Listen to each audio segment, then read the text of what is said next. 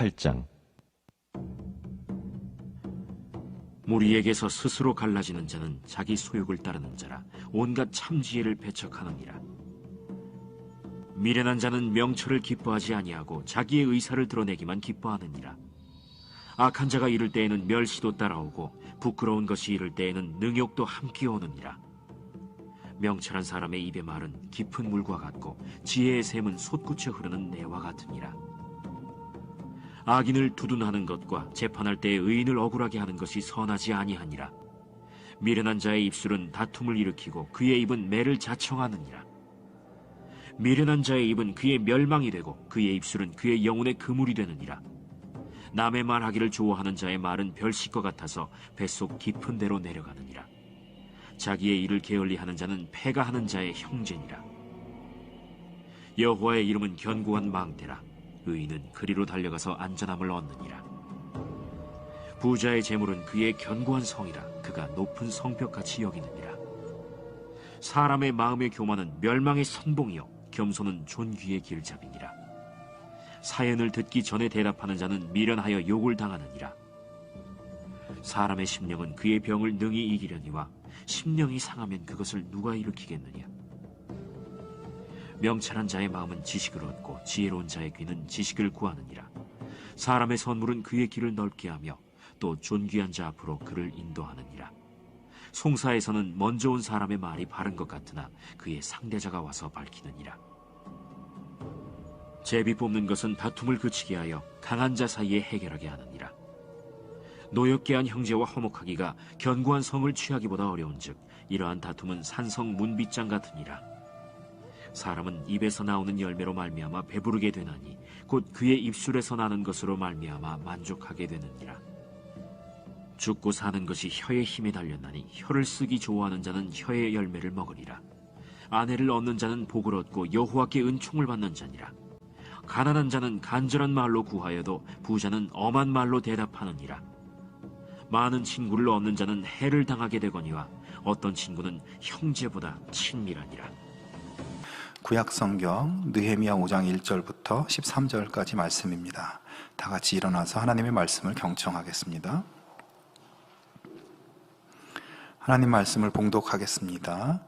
그때의 백성들이 그들의 아내와 함께 크게 부르짖어 그들의 형제인 유다 사람들을 원망하는데 어떤 사람은 말하기를 우리와 우리 자녀가 많으니 양식을 얻어먹고 살아야 하겠다 하고 어떤 사람은 말하기를 우리가 밭과 포도원과 집이라도 저당 잡히고 이 흉년에 곡식을 얻자 하고 어떤 사람은 말하기를 우리는 밭과 포도원으로 돈을 빚내서 왕에게 세금을 바쳤도다. 우리 육체도 우리 형제의 육체와 같고 우리 자녀도 그들의 자녀와 같거늘 이제 우리 자녀를 종으로 파는도다. 우리 딸 중에 벌써 종된 자가 있고 우리의 밭과 포도원이 이미 남의 것이 되었으나 우리에게는 아무런 힘이 없도다 하더라. 내가 백성의 부르짖음과 이런 말을 듣고 크게 노하였으나 깊이 생각하고 귀족들과 민장들을 꾸짖어 그들에게 이르기를 너희가 각기 형제에게 높은 이자를 취하는도다 하고 대회를 열고 그들을 쳐서 그들에게 이르기를 우리는 이방인의 손에 팔린 우리 형제 유다 사람들을 우리의 힘을 다하여 도로 찾았거늘 너희는 너희 형제를 팔고자 하느냐 더구나 우리의 손에 팔리게 하겠느냐 하매 그들이 잠잠하여 말이 없기로 내가 또 이르기를 너희의 소행이 좋지 못하도다. 우리의 대적 이방 사람의 비방을 생각하고 우리 하나님을 경외하는 가운데 행할 것이 아니냐. 나와 내 형제와 종자들도 역시 돈과 양식을 백성에게 구워 주었거니와 우리가 그 이자 받기를 그치자.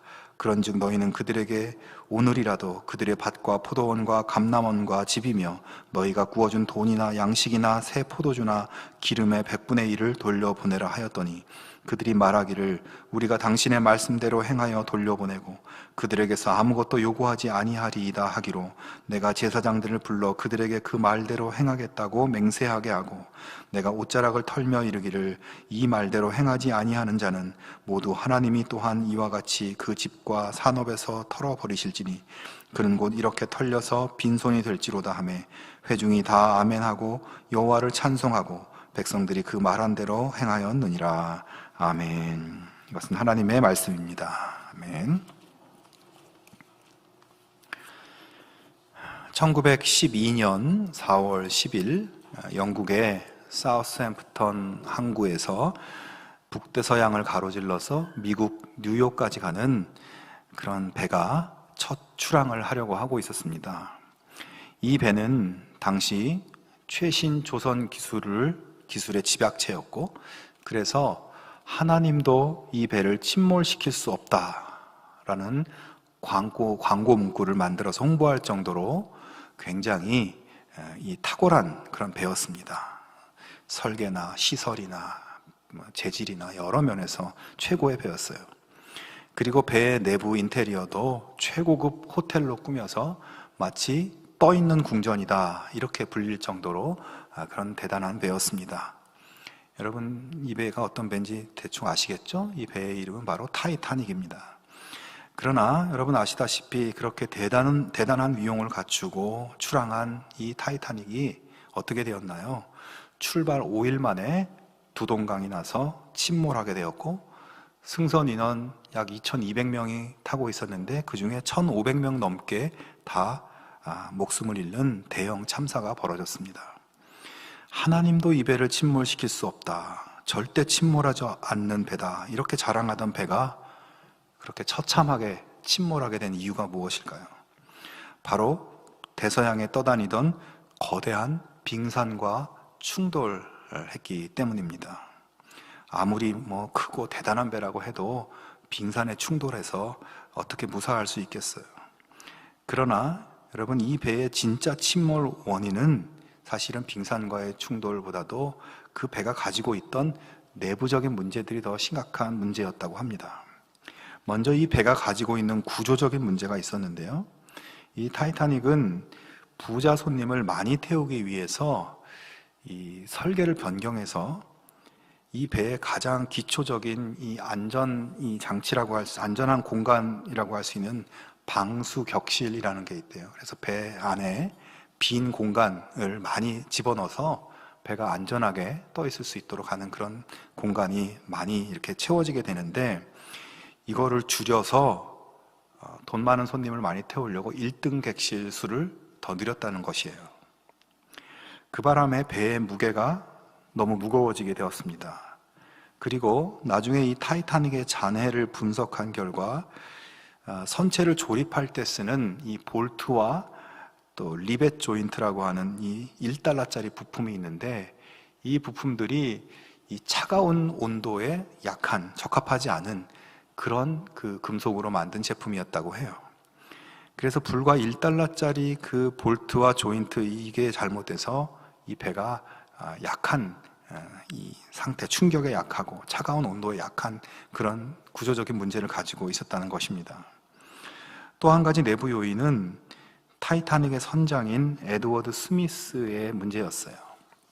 이 선장은 13살부터 50년 동안 바다에서 일했고, 그래서 배의 운항에 대해서는 그 누구보다도 많은 경험과 아주 노련한 그런 선장이었습니다. 그야말로 당대 최고의 이 해운 전문가였던 것이에요. 하지만 결과적으로 그가 선장이었던 타이타닉은 침몰했고 대다수의 승객을 살리지 못했죠. 이 스미스 선장의 치명적 실수에 대해서 이 품질 경영 전문가들이 분석한 그런 것들이 있는데요. 그 중에 몇 가지만 말씀드리자면, 첫째, 야간에 관측 요원을 늘리도록 한 규정을 어겼다. 야간에는 아까 말한 빙산의 이 위험들이 있기 때문에 야간에 관측 요원 수를 더 늘려야 되는데 이 규정을 어겼다는 것이에요. 두 번째, 과속으로 달렸다. 세 번째, 빙산과 충돌했을 때 바로 무전실로 달려가 SOS를 치지 않았다. 대신 지체 높은 승객들을 찾아가 무려 11분 동안 상황을 설명하면서 시간을 허비했다. 네 번째, 신참 선원을 구명보트 요원으로 배치해서는 안 된다는 규정을 어겼다. 다섯 번째, 끝까지 인도주의만 고집하면서 구명정에 여성과 아이를 먼저 태우라고 명령했다. 여성과 아이들은 남편 또는 가족과 헤어져 섬뜩한 바다로 뛰어내리지 못하고 주저하다가 그냥 목숨을 잃게 되었다. 전문가들이 이렇게 분석을 해본 거예요. 이 선장의 실수에 대해서. 여기에 더해서 더욱 결정적인 실수는 이 스미스 선장이 출항 전부터 타이타닉의 항로에 빙산이 많이 지금 돌아다니고 있다고 하는 위험한 그 경고의 소식을 그가 많이 들었지만 그것을 대수롭지 않게 생각했다는 것입니다. 그는 최소한 6통 이상의 위험 경고를 계속 받았음에도 불구하고 그 당시 북대서양에는 이 4월 달에 빙산이 떠다니는 일이 자주 있는 일이고 충분히 피할 수 있는 일이라고 생각한 것이에요. 그가 왜 그렇게 안일하게 생각했겠습니까? 그의 50년의 경험 때문인 것이죠. 그는 실제로 배를 운항하다가 실제로 빙산도 많이 만나고 빙산에 많이 충돌하는 일도 있었을 것이에요. 그리고 그때마다 사고를 잘 극복해낸 베테랑이었습니다. 그래서 빙산을 만나고 설사 충돌한다고 해도 나의 오랜 경험과 능력으로 별일 없을 것이라고 생각한 것이죠. 사실 앞에서 말한 선장의 실수들도 모두 그의 오랜 경험 때문에 벌어진 실수라고 볼 수 있어요. 결국 그의 많은 경험과 많은 지식이 자만심을 불러왔고 배를 침몰시키고 엄청난 인명피해를 낸 그런 내적 원인이 된 것입니다.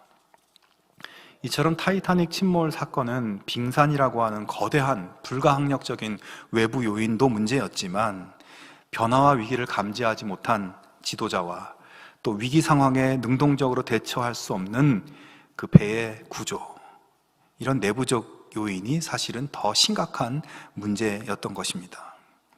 그래서 여러분, 위기는 눈에 보이는 외적 위기보다 잘 보이지 않는, 그리고 계속 내 안에 축적되고 있는 내적 위기가 더 무서운 것이에요. 사랑하는 여러분, 우리의 삶에서 만나는 수많은 외적인 위기들이 있습니다. 나의 삶을 힘들게 하고 내가 있는 공동체를 어렵게 만드는 외부적인 도전들 우리 많이 만날 수 있습니다. 요즘 나를 힘들게 하는 사람, 요즘 나를 힘들게 하는 상황, 여러분 어떤 것들이 있나요? 한번 생각해 보세요. 그러나 그것들에 못지않게 나를 위협할 수 있는 중요한 위험 요소들은 사실은 나의 속에 있고 그것들은 나도 모르게 내 속에서 쌓여 있다가 나중에 정말 위험한 상황을 만들어낸다는 것입니다. 그래서 내 안에 있는 위험 요소들을 더욱 조심하고 주목해야 한다는 거예요. 오늘 성경 말씀은 바벨론 포로 생활에서 돌아온 이스라엘 백성들이 예루살렘 성을 건축하는 가운데 만나는 어떤 위기 상황을 보여주고 있어요. 그동안 그들은 외부의 적대자들의 그러한 그 집요하고 또 파괴적인 공격을 계속 받아왔습니다. 느헤미야 반역자라고 협박하기도 하고 너희들의 성은 부실공사다, 언제 무너질지 모른다, 그렇게 겁을 주고 또 조롱하고 비웃었습니다. 또 아예 대놓고 그 성을 공격해서 무너뜨리려고 하고 성을 짓는 사람들을 폭행하고 죽이려는 그런 거의 테러에 가까운 위협을 그들이 가했습니다. 그러나 느헤미야와 이스라엘 백성들은 이런 외부 적대자들의 도전을 하나님을 믿는 믿음과 지혜로 잘 극복해 가고 있었어요. 그렇게 외부 적대자들의 공격이 조금씩 정리되고 있는 그 시점에 새로운 문제가 공동체 내부에서 일어나고 있었습니다. 그들의 문제는 무엇이었을까요? 먼저 이스라엘 백성들의 내부적인 문제는 심각한 흉년에서 시작했습니다. 그러니까 수년 동안 비가 내리지 않아서 곡식 생산이 줄어들고 또 과실 열매의 생산이 감소되어서 백성 전체가 경제적 어려움을 겪고 있었다는 것입니다. 오늘 말씀 2절부터 5절에는 그런 흉년으로 인해서 겪는 이스라엘의 고통을 보여주고 있어요. 어떤 사람은 말하기를 우리와 우리 자녀가 많으니 양식을 얻어먹고 살아야 되겠다. 이 말은 우리 식구들이 많으니까 구걸하면서 살아야 되겠다라는 말이죠. 어떤 사람은 말하기를 우리가 밭과 포도원과 집이라도 저당 잡히고 이 흉년에 곡식을 얻자. 어떤 사람은 말하기를 우리는 밭과 포도원으로 돈을 빚내서 왕에게 세금을 바쳤도다. 너무 흉년이 들어서 먹을 것이 없어서 구걸해야 되고 밭과 포도원과 집을 저당 잡혀서 빚을 내서 곡식을 구해서 끼니를 해결해야 되고 또 나라에 세금도 내야 하니까 또 빚을 내서 이것도 해결하는 이런 어렵고 열악한 상황을 호소하고 있어요. 근데 이것보다 더 심각한 문제는 따로 있었습니다. 5절에 보면 우리 육체도 우리 형제의 육체와 같고 우리 자녀도 그들의 자녀와 같거늘 이제 우리 자녀를 종으로 파는도다. 우리 딸 중에 벌써 종된 자가 있고 우리의 밭과 포도원이 이미 남의 것이 되었으나 우리에게는 아무런 힘도 없도다. 자, 사람들이 먹을 것을 구하려고 밭과 포도원을 저당 잡히고 돈을 빌리고 그렇게 하다가 이제는 돈을 도저히 갚지 못해서 밭과 포도원은 다 뺏기고 그래도 갚지 못해서 자기 자녀를 노예로 팔 수밖에 없는 이런 상황까지 벌어지고 있다는 것을 말하고 있어요. 일반 백성들은 흉년으로 고통을 겪으면서 또 그 와중에 예루살렘 성 건축하는 일에도 지금 불려나가서 일을 하고 있습니다. 그러는 동안에 부자와 귀족들은 떵떵거리며 살고 고리대금 업자가 돼서 백성들의 이자를 갈취하고 돈을 갚지 못하면 땅을 빼앗고 집을 빼앗고 그들의 자식까지 종으로 빼앗아가는 악한 일이 그 민족 내부에서 벌어지고 있었던 것입니다. 같은 동족 안에서 내 아들과 딸이 하루아침에 옆집 종이 되는 거예요. 그런데도 어떻게 해볼 아무런 힘이 없다라고 성경은 말하고 있어요. 느헤미야가 성벽 공사에 집중하고 있는 동안 이 유대 사회 안에는 빈부격차로 인한 심각한 갈등과 균열이 일어나고 있었던 것입니다. 여러분, 아무리 성벽이 멋있게 지어진들 뭐합니까? 그것을 지키고 그것을 아름답게 가꿔야 할 이 민족 공동체가 무너져 버리면 그게 무슨 의미가 있겠어요? 느헤미야는 어쩌면 외부의 적대자들의 공격보다 이 민족 안에서 일어나고 있는 이 내부적인 문제를 그냥 좌시할 수가 없었습니다. 그는 이 상황을 어떻게 해결해 나갔을까요? 먼저 6절과 7절의 앞부분을 보면 내가 백성의 부르짖음과 이런 말을 듣고 크게 노하였으나 깊이 생각하고 라고 되어 있습니다. 이 말씀을 세번역 성격으로 보면 그들의 울부짖음과 탄식을 듣고 보니 나 또한 치밀어 오르는 분노를 참을 수가 없다. 나는 그들이 울부짖는 내용을 신중하게 살핀 다음에 라고 되어 있습니다. 동족들끼리 착취하고 노예로 만들고 서로 분열하고 대립하는 이 상황을 보면서 내가 크게 분노하였다. 치밀어 오르는 분노로 내가 참을 수 없을 지경이 되었다. 여러분, 충분히 여기까지 이해가 잘 되죠? 그런데 크게 분노하였으면 여러분 이제 그 다음에 어떻게 해야 되겠습니까?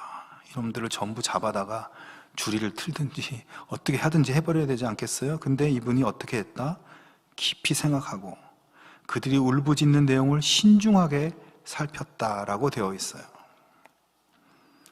여러분, 느헤미야가 분노한 것은 어쩌면 너무나 당연한 일입니다. 저라도 여러분이라도 다 분노했을 거예요. 흩어졌던 이스라엘 백성이 한 형제자매로 하나님 백성답게 살아가는 공동체를 이루려고 지금 다 같이 성을 쌓고 고생하고 있는 상황 속에서, 근데 또 흉년이 들어서 고통스러워하고 있는 이 상황 속에서 서로 좀 도와주고 돌보고 나누고 화합을 이루지는 못할지언정 사람들을 착취하고 재산을 빼앗고 어린 자식들을 노예로 만들고 이런 짓을 하고 있으니 지금 적대자들이 계속 틈만 나면 공격해오고 있는 이 상황 속에서 정말 하나가 되어서 버티고 나가도 모자랄 판에 눈앞의 이익 때문에 공동체를 깨는 일이 벌어지고 있으니 어떻게 화가 나지 않을 수 있겠습니까?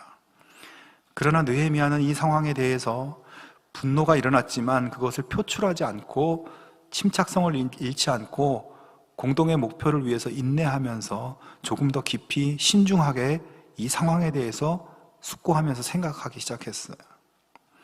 무엇을 생각했겠습니까? 이 위기와 갈등의 본질적인 원인이 무엇일까? 또 그 본질적이고 근본적인 원인을 해결할 수 있는, 모두가 공감하고 수긍할 수 있는 효율적인 해결책은 무엇일까를 깊이 고민하지 않았겠습니까? 느헤미야의 이런 태도와 리더십은 지금 심각한 균열 상태에 빠진 이 민족 재건의 역사를 망칠 만한 이런 위기를 극복해낼 수 있는 중요한 출발점이 됩니다. 여러분, 오늘 우리들의 삶에도 분노할 일을 만나게 되고 분노할 일이 많이 있죠. 지금 우리의 사회를 보면서 우리가 살아가는 불의한 현실, 불공정해 보이는 현실, 이런 것들을 보면서 또 우리 청년들 아무리 노력해도 현실을 더 나아지게 만들 수 없는 이런 상황을 보면서 분노할 일이 많습니다. 또 우리 자신의 개인적인 삶을 보면서도 또 내 삶 속에 사람들과의 인간관계 속에서 화나는 일이 일어납니다. 그런데 문제는 그런 분노를 느끼고 그런 분노를 표출하고 그렇게 하면서 끝날 것이 아니라 느헤미야처럼 크게 분노하였으나 깊이 생각하는 자세, 참담한 현실을 심사숙고하면서 갈등의 근본 원인을 찾아가는 그런 모습, 그런 근본 원인을 해결할 수 있는 방법을 침착하게 찾아나가는 이 모습, 여러분, 이런 것이 안 되면 우리가 다음 단계로 발전할 수 없고 문제를 해결할 수가 없습니다. 분노가 일어날 때마다 그때그때 화를 내면 또 다른 분노를 당할 수밖에 없고 원수 갚는 일만 되풀이될 뿐입니다. 자, 이렇게 민족의 내부적 갈등 상황에 대해서 깊이 생각하며 고민한 느헤미야는 이 일을 어떻게 처리해 나갈까요?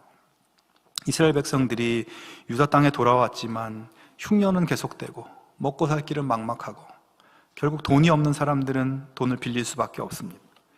자, 어떻게 보면 흉년이라고 하는 피할 수 없는 상황에서 사람들이 이제 당장 이 문제를 해결하기 위해서 좀 빚을 지고 하는 것은 어떻게 보면 자연스러운 일일 수도 있고 그렇게 심각한 문제가 아닙니다. 문제는 뭐냐면 그렇게 돈을 빌려줘 놓고 높은 이자를 받아내고 담보를 잡고 나중에 그것을 뺏어버리고 그도저도 없을 때는 자식까지 노예로 만들어버리는 이 불의한 행태가 문제인 것이죠. 고리대금업으로 자기 이익만 챙기는 이 사회 지도층들이 문제였던 것이에요. 느헤미야는 이제 모든 백성을 모아서 대회를 열고 이렇게 말합니다. 9절에 보면 내가 또 이르기를 너희의 소행이 좋지 못하도다. 우리의 대적 이방 사람의 비방을 생각하고 우리 하나님을 경외하는 가운데 행할 것이 아니냐. 자, 너희가 지금 하는 짓은 굉장히 좋지 못한 짓이다. 이방인들도 손가락질할 만한 그런 일들을 너희가 지금 하고 있다. 어떻게 같은 민족끼리 노예를 만들고 땅을 빼앗고 높은 이자를 받고 그렇게 하는가? 자, 이제 우리가 하나님을 경외하는 하나님 백성다운 삶으로 정신을 차리고 돌아가야 된다. 어떻게 보면 아주 이 지금 현재 상황을 되돌이킬 수 있는 큰 틀의 원칙을 그가 이야기하고 있는 것이에요.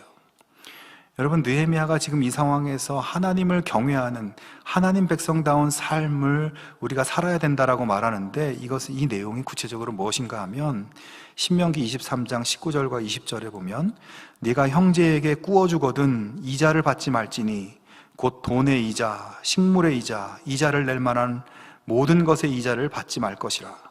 내 형제에게 꾸어주거든 이자를 받지 말라. 그리하면 내 하나님 여호와께서 내가 들어가서 차지할 땅에서 내 손으로 하는 범사에 복을 내리시리라. 그리고 또 레위기 25장에서는 동족끼리 노예로 파는 것을 아주 엄격히 금지하고 있습니다. 자, 하나님께서는 하나님의 구원의 은혜를 받은 하나님의 백성이라면 너희들끼리 돈을 빌려주고 어려운 형편에 그렇게 꿀 수는 있으나 절대 이자를 받는 일을 해서는 안 된다라고 신명기 율법에서 말씀하셨던 거예요. 애굽에서 노예였던 너희들, 그 시절을 생각하면서 너희가 너희들끼리 노예로 사고 파는 이런 일들은 절대 해서는 안 된다고 하나님께서 그 율법 안에서 그들에게 이미 말씀하셨던 내용들이에요. 느헤미야는 하나님의 백성이라면, 하나님을 경외하는 하나님 백성이라면 이 말씀을 우리가 다시 회복하고 잘 지켜야 한다고 선포하고 있는 것입니다. 이 심각한 내적 위기의 근본적 원인이 뭐냐? 그 하나님의 말씀을 우리가 다 잃어버리고 지금 살고 있다. 세상의 삶에 빠져 살면서 이방인들과 같은 행태로 살고 있고, 아니 이방인들에게 손가락질 받을 만한 그런 일들을 하면서 하나님을 경외하는 삶을 상실한 그런 현실에서 그들이 이제 되돌이켜야 된다는 것을 말씀하고 있어요. 그리고 나서 느헤미야는 구체적으로 이 말씀에 따라서 꾸어준 돈과 양식의 이자 받는 것을 중단해라. 밭과 포도원과 감람원과 집을 저당 잡은 것이 있으면, 그러니까 저 빼앗은 것이 있으면 돌려줘라. 지금까지 이자 받았던 것도 다 계산해서 돌려보내라. 당연히 빚 때문에 노예되었던 사람들도 돌려보내라고 했겠죠. 그리고 이 명령에 대해서 반드시 실행할 것을 제사장 앞에서, 하나님 앞에서 맹세하게 합니다. 백성들은 총독의 권한이나 페르시아 왕의 권력으로 명령하는 것이 아니라 하나님 말씀의 기준을 놓고 명령하는 그의 말을 듣고 하나님 말씀대로 하기로 맹세하고 있어요. 13절에 보시면 내가 옷자락을 털며 이르기를 이 말대로 행하지 아니하는 자는 모두 하나님이 또한 이와 같이 그 집과 산업에서 털어버리실지니 그는 곧 이렇게 털려서 빈손이 될지로다 하매 회중이 다 아멘하고 여호와를 찬송하고 백성들이 그 말한 대로 행하였느니라. 여러분, 이렇게 맹세했다는 것이죠. 이렇게 하기로 했다는 거예요. 삶을 살면서 만나는 모든 문제의 근본 원인은 여러분, 결국 우리 속에 하나님 말씀이 없기 때문입니다. 하나님 말씀이 없다는 것은 하나님을 경외하지 않는다는 것이에요. 하나님 말씀이 없고 하나님을 경외하지 않는 사람이 하나님 백성다운 삶을 살 수 있겠습니까? 삶 가운데 갈등과 어려움이 오면 그냥 본능대로 아니면 자기 유익대로 그것을 기준으로 움직이며 살아가는 거예요. 세상 사람들이 다 그렇게 삽니다. 하나님을 알지 못하는 세상 사람들의 삶의 방식이 그러해요. 하지만 사도 바울은 로마서 12장 2절에서 이렇게 이야기합니다. 너희는 이 세대를 본받지 말고 오직 마음을 새롭게 함으로 변화를 받아 하나님의 선하시고 기뻐하시고 온전하신 뜻이 무엇인지 분별하도록 하라. 지금 이 세대를 본받지 말고 세상의 흐름, 인간 본능의 흐름을 따라 자기 유익을 따라 살아가는 이 세대를 본받지 말고 하나님 말씀 속에 있는 하나님의 선하시고 기뻐하시고 온전하신 뜻이 무엇인지 분별하고 하나님 그 뜻대로 살아갈 것을 말씀하고 있습니다. 여러분, 느헤미야 시대 유다 사람들이 높은 이자를 받고 빚을 못 갚으면 땅 빼앗고 자식 빼앗고 이렇게 하는 것이 그 당시 이방 세계, 고대 세계에서 흔히 있는 일들이었어요. 일반적인 당연한 삶의 방식이었습니다. 그래서 그걸 정당하다고 다들 생각했어요. 유다 백성들도 다른 사람들, 이방 사람들 하는 것과 똑같이 한 거예요, 그냥. 그러나 느헤미야는 하나님 백성이라면 세상 방식이 아니라 하나님 말씀에 따라 하나님 방식으로 살아야 한다는 그 기준, 이것을 제시하면서 그들의 상황을 변화시켜 나가고 있는 것입니다. 성도 여러분, 갈등과 방황의 시간을 지나고 있습니까? 우선 분노와 흥분의 감정을 가라앉히고 거기에 끌려가지 않기를 바랍니다. 깊이 숙고하고 생각하면서 먼저 내 삶 속에 하나님의 말씀이 바로 세워지지 못한 부분이 무엇인가를 돌아보고 그 다음에 결단을 내리고 새롭게 하나님 원하시고 기뻐하시는 삶으로 삶을 변화시켜 나갈 수 있기를 바랍니다. 여러분, 지금은 말씀의 원칙을 다시 세울 때입니다. 내 삶 속에 무너진 하나님 말씀의 단을 다시 쌓고 우리의 가정에 무너진 하나님 말씀을 다시 세우고 교회에서 말씀을 다시 세우고 그렇게 할 때 우리에게 소생할 수 있는 기회가 주어지는 것이에요. 여러분, 문제가 있습니까? 분노할 일이 많이 있나요? 하나님을 경외하는 삶, 말씀의 기준으로 내 삶을 다시 세우는 그러한 선택을 하실 수 있기를 바랍니다. 하나님께서 도와주시고 풀어주시고 해결해 주실 것입니다. 마지막으로 느헤미야는 온 백성들이 흉년으로 인해 그리고 그 와중에 예루살렘 성을 건축하는 일에 참여하면서 경제적 고통을 겪고 그로 인해 민족의 내부가 쪼개지는 이런 위기 상황을 극복할 수 있는 또 하나의 방법을 자기 자신에게서 찾고 있어요. 그러니까 이 상황 속에서 자기를 들여다보면서 내가 지금 잘못하고 있는 것은 무엇일까를 생각한 것이에요. 그는 내가 조금 더 하나님 경외하는 삶을 살고 내가 조금 더 이 공동체를 위해서 헌신하고 리더로서 본을 보일 수 있는 것이 무엇일까?